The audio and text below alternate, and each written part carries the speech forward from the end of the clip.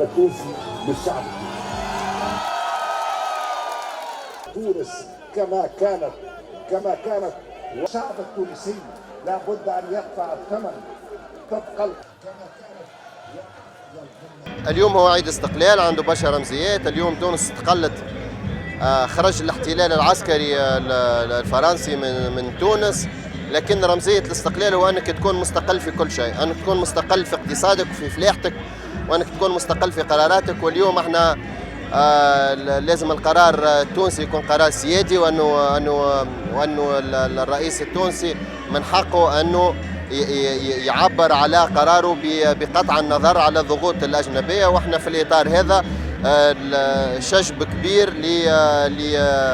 للقرار الأخير نتاع الاتحاد الأوروبي اللي فيه تدخل سافر في السيادة التونسية. سنواصل معنا ان شاء الله بفضل هذه الاراده الاخرى سنحقق فيها امال الشعب التونسي.